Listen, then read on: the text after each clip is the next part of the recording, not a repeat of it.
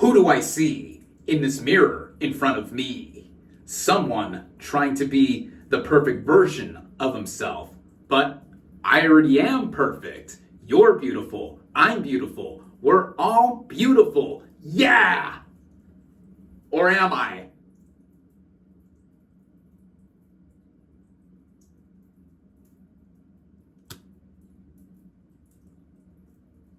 What is up, everybody? RandomRandomMan here, bringing you my review for The Substance in one take. As, trust me, I have a lot to say about this film, and I just want to get it out there right away.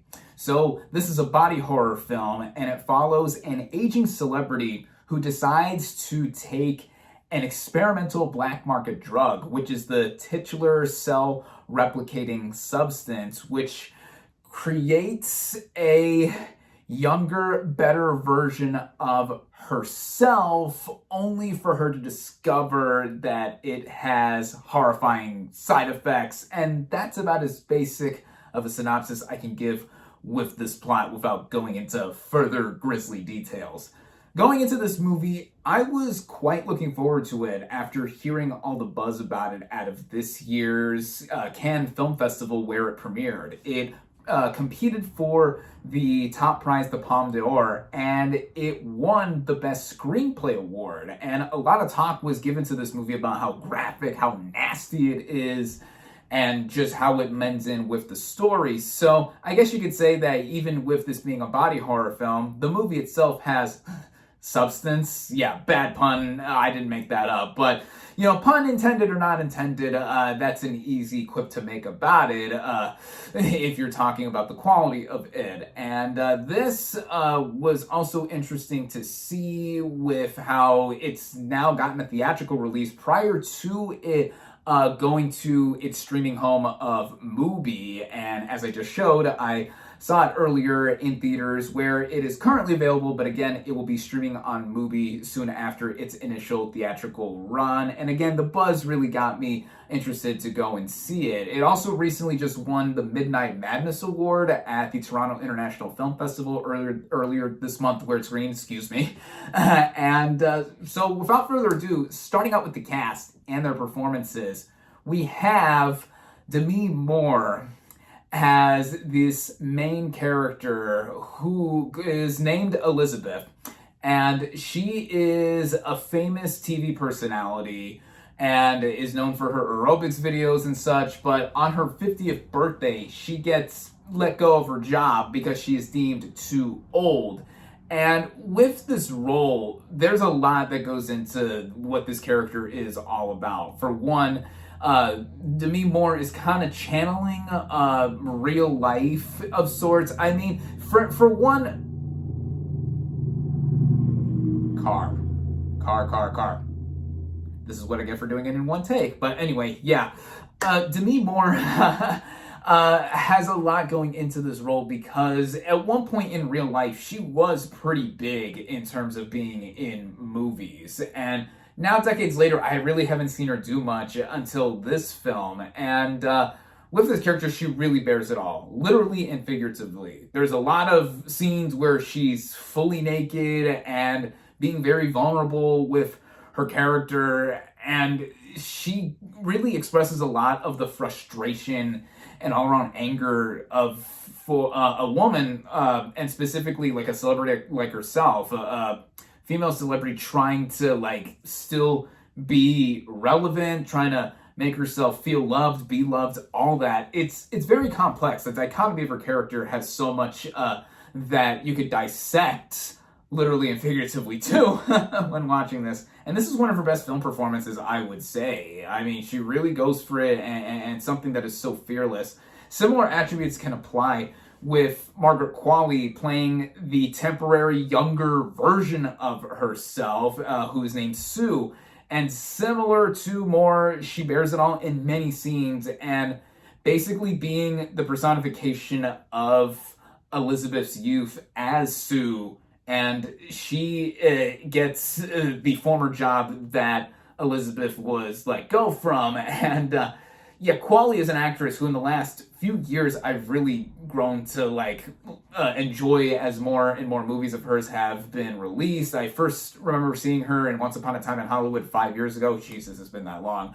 And then she's popped up in other things here and there. She was most recently in the two recent collaborations with Yorgos Lanthimos. What was it? Poor Things and Kinds of Kindness. Yeah. So those films, I think, showed a little bit more with her, and then a lot more range is given with this character and how she is not on screen with more, which I'll get into with the plot, and just seeing how she is being this younger version and just another set of this character. There's just so much to go into with that.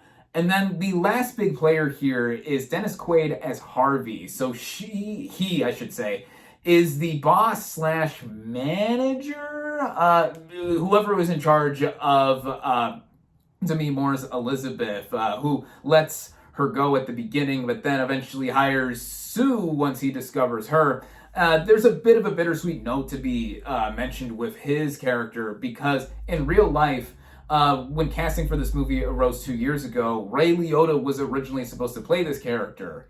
He passed away months later, and Dennis Quaid subsequently replaced him. And I gotta say that while Liotta would have done a fine job playing this character, there's something about how Dennis Quaid put just enough hamminess, just enough being over the top, and just being insane. Like he looks that way every time you see him on screen, like with this like big toothy grin that he has. I mean, his son Jack Quaid has that as well. And there's early on a lot of close-ups on his face that are so gross. I mean, you see the close-ups of him when he's eating shrimp, smoking. I mean, ugh.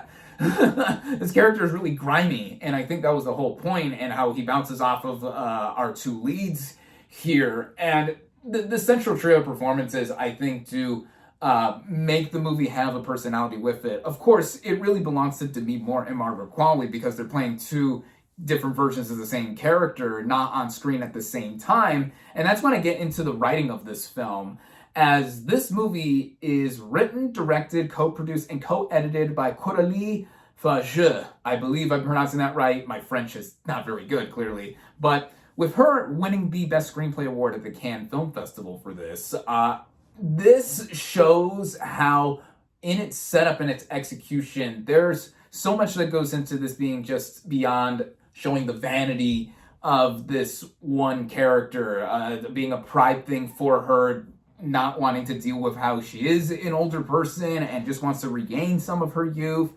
And when she does come across this drug that she does take, then we see how Margaret Qualley's character erupts out of this, and the whole logistic with this drug being taken and Elizabeth being able to get a younger version of herself, the two of them can't be active or out together, and they have to be doing so by themselves in 7-day chunks. So when one is active, the other is not, and then they switch off every 7 days, which is an interesting detail just to show how these two are able to coexist and just be able to go out in the world. And at first, you get to see the frustration of Elizabeth before taking this drug, and then taking it, then turning into Margaret Qualley's Sue, and that's when the movie really gets going in the first hour, and seeing how their personalities are going. But then you quickly see not just the side effects that go along with this drug, but also how the character has the cogs turning in her head, just feeling all this pressure and just a lot more than what she bargained for, of sorts, when having taken the title substance. And I think that Fageux, what she does in the writing and directing, and just kind of focusing and centralizing everything all together. I mean, this is quite heightened by the stylistic choices that the movie is going for and the performances that she is able to direct. This is her second feature film. Her previous film, Revenge from 2017, her directorial debut, I did see prior to seeing this film to get an idea of how she is as a filmmaker. That movie is about a young woman who is essayed and left for dead in the desert by 3 dudes, and then she has to go back and get her title revenge on them. That movie was quite violent in bursts, with blood and just all around imagery like that, that is nothing compared to how The Substance is with its body horror. I mean, it makes Revenge look like a Sesame Street character, or just a Sesame Street episode if you want to compare the two, because, oh man, like once we get to see the drug being used and its effects, and then even how the character progresses, it's something that's among the most ungodly, unsightly things that I've seen in a theater for a horror film. But I think it is all supplemented with what Farja has with her vision, I should say, excuse me. Her vision is so intact, and a lot of this made me think of how it was pristinely shot like Revenge was. I mean, Revenge was a stunning movie. It being shot a lot outside in the desert. Here, there's a lot of interior shots. The movie, for a good chunk of it, does take place in the apartment building that Elizabeth/Sue live in.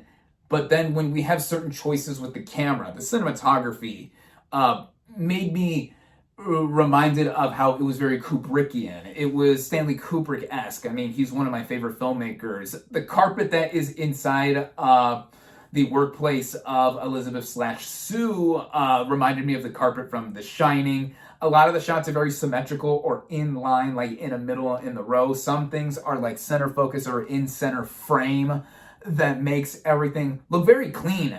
And I think that was part of the point, because we're trying to get an aesthetic that is representative of the character and what she's thinking or what she wants to strive and get. And even with how it is cut together, Farja is one of the editors of this movie, as I mentioned, and there's a lot of quick cuts. There's a lot of like quick inserts and a lot of flashes of different things to get a hyper sense, but I think it's effective in moments, not just with all of the horror that is happening, but in the pace of it going on, because this movie runs at about 2 hours and 20 minutes, and really it flies by for those first 2 hours, like just wow. Even though what we were seeing doesn't necessarily feel like it's a fast-paced movie necessarily, just the fascination I had in seeing this character be herself twice over and struggling with that across the movie is what it's really all about, in seeing it all play out, I should say. Other technical merits, I mean, the production design, the interior of our main character's apartment, the workplace she is in, some outside shots even. There's like a lot of palm trees looking from down up, or just, again, there's a lot of close-ups, there's a lot of zooms, and a lot of like different perspectives we get with how everything is put in view. The music deserves a big shout out, because it's, one, very intrusive, it's very abrasive on purpose. There is a lot of electronica, EDM style music with a very hard bass that gets us feeling like we are pumping up with this main character. I mean, her being an aerobics instructor, we mostly get to see that with Sue's perspective, the younger character, and her instructing her class, moving about and such, and just it being one of the standout scores of the year, for sure. I mean, this and another electronic score by Trent Reznor and Atticus Ross and Challengers, I think these two are very much up there for me in being the best original scores of the year for any film. And how it all plays out, I mean, as it goes on, it effectively escalates. And I mean, this is simply, for lack of a better term, a fucked up movie, with it being something that is thoughtful, utterly thoughtful in its writing. And then when we get to the end, so without giving anything away, I mean, the movie is firing on all cylinders for me up until a certain point where the movie felt like it could have ended after a certain shot, I think, after a certain moment, because it would have gotten the message across, and like it being about ageism and a lot of other things with this main character being or having struggled with. Then the movie goes on for another 20 minutes, the last 20 minutes of the 2 hours and 20 minutes or so of this film. And I was thinking, well, the movie was already going for it anyway. Like, it's not that the movie went too far, in my opinion. I mean, trust me, it gets even more graphic. It progressively gets more graphic and a lot more grisly. But I didn't think it was necessarily needed to try and drive the point home with how our main character is just feeling this way, trying to feel accepted, or just be herself, wanting to feel happy, everything like that. And it did back up also another big technical element that I've forgotten to mention up until now: the makeup and hairstyling in this movie. Not just how we see a lot of grisly gore or blood, everything else. No, without giving anything away, when the movie keeps going, I mean, we see certain things with how characters appear, and this movie shouldn't be nominated. It should win the Oscar for Best Makeup and Hairstyling. Like, there's no way any other movie that I've seen so far this year can even be in the running for that, because of how much detail there's gone into it and how it actually complements and goes into the story. I mean, that it should win. But yeah, getting into the last moments of the film again, yeah, it's not necessarily something I would have wanted to have been included, and it's a major point of contention I would say I have with the movie coming together up until the last moments, literally the final couple minutes or so, when it lingers on a final shot that, again, without giving anything away, circles back over to how the movie begins off the top. I thought that was enough to save the movie. I say save the movie as if the movie got ruined for me by those last sequences. No, it didn't, but with the last major sequence just playing out, I think what saves face with the movie in its final shot being put in, it's still backed up how this was quite an experience that I haven't had in any movie this year, at least with this kind and its genre, and just even of recent memory, because of how it does have a lot to say. Corey Farshad, as a filmmaker, really stepped herself up, going from Revenge to this, and it's like, whoo, it's quite a provocative voice to have expressed with this movie.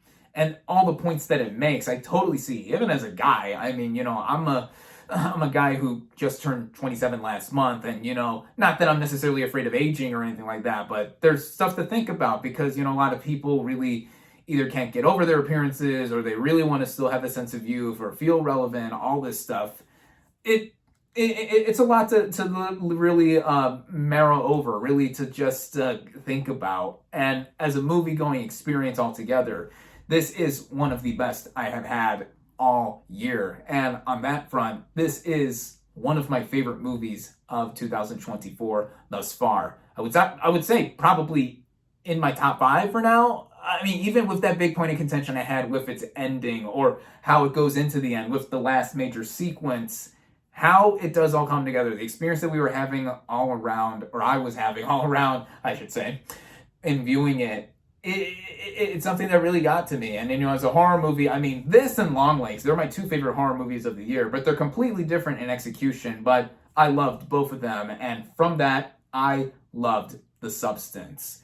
If you can, you should see this out in a theater, because it looks stunning on the big screen. And if you can't, I mean, it's going to be streaming on Mubi later on after this initial theatrical run, but this is something that you should catch right away if you're able to.